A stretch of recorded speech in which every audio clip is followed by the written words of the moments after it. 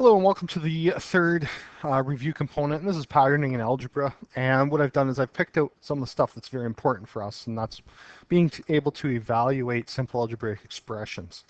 So what you're going to see is if x equals 2, y equals -3, evaluate the following. So I need you to be able to do substitution and the calculations properly to be successful in the grade 9 course. So the first example is if I have -3x plus 2y. So what we're going to do is we need to do our substitution. When you replace a variable with a number, it's very important that we use brackets. So the -3 bracket, I'm replacing my x with the numeric value, which is a 2. Plus 2, and I'm replacing my y with the numeric value, -3. Equal sign 1 per line. Don't work across the page, or I'll start ripping your pages in half, so you can't work across. -3 times 2 is -6. 2 times -3, so this is why we did in the previous lesson, talked about multiplying positive and negative numbers. -6. Hopefully not many people say that's 0, because it should be -12. All right, so there is your process right there. They get more complicated. So for example, xy over -2y. So again, 1 equal sign per line. Doing your substitution. Brackets whenever you replace a variable with a number. The y is a -3 on the bottom, -2, -3. And this is why I recommend or always tell you, or this is why mathematically you should use brackets. Don't write this down. Don't erase what you just did.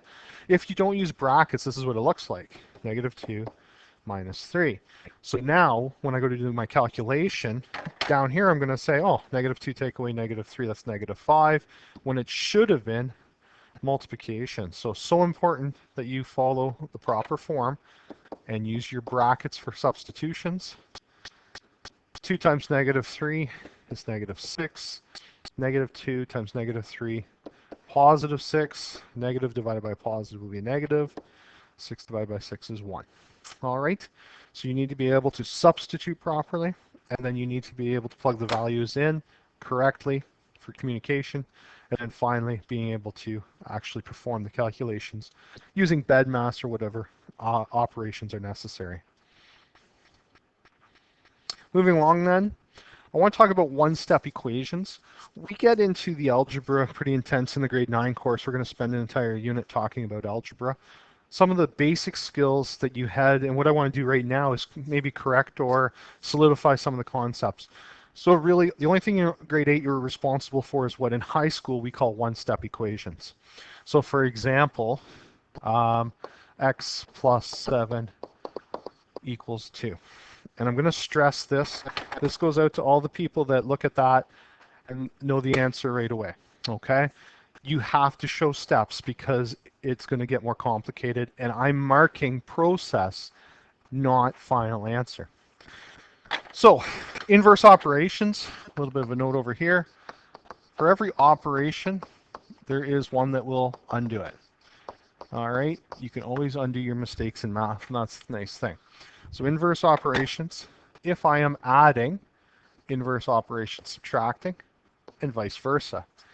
If I'm multiplying, to undo multiplying, I would divide. And as you go through grade or high school math, you'll get more and more operations. So for example, if I'm square rooting a number, then I would square it. Better put something in there to help you out.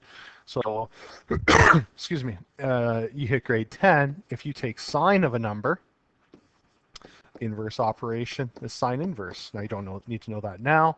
I'm just trying to freak you out a little bit. Okay, so everything, there's an inverse operation, and for grade 9, you must show it. All right. There's going to be people that say, okay, no problem. And there's going to be the people that like to go right to final answer, screaming right now at their iPad, saying, no, this cannot be true. Life sucks. But x plus 7, what's happening to the x? Adding by 7. The opposite of adding by 7 is subtracting 7. The golden rule of math, it's actually true. If you type in golden rule into Google, it comes up. Golden rule for math, whatever you do to one side, you do to the other. Whatever you do to one side, oops, holy spelling problems, one side you must do to the other.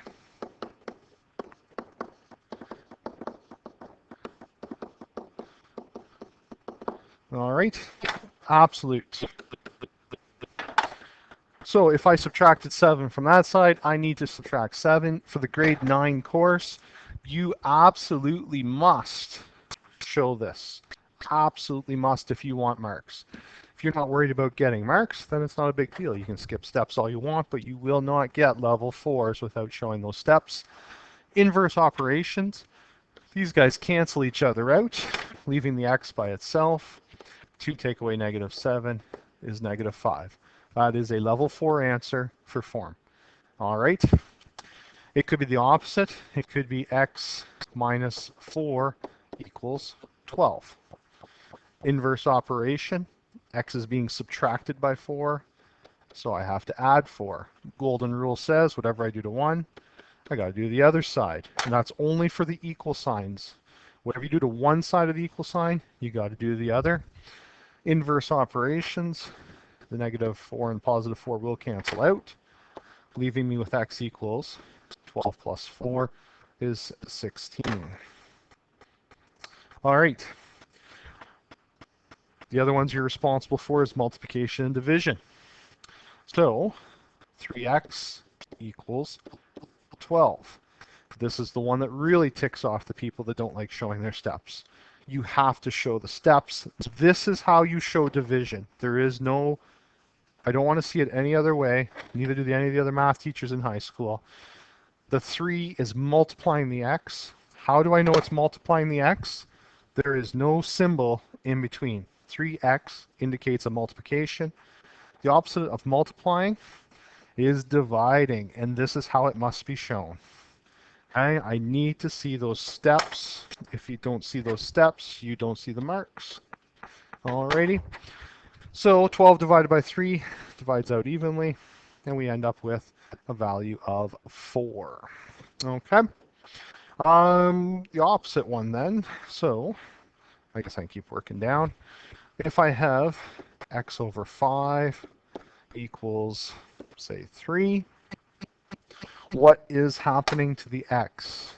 Well, it's being divided by 5. The opposite of dividing by 5 is multiplying by 5. Whatever I do to one side of the equal sign, I need to do to the other side of the equal sign.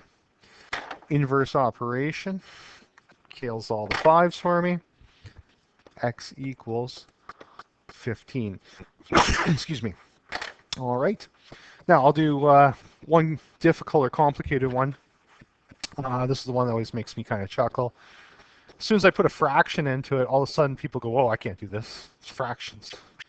I know, it's so complicated with the fractions. It makes it virtually impossible. It's actually not that hard. I'm going to ask you, what's happening to my x? Well, the x is being multiplied by 2/3. The opposite of multiplying by 2/3 is dividing by 2/3. Whatever I do to one side of the equal sign, I got to do the other side of the equal sign.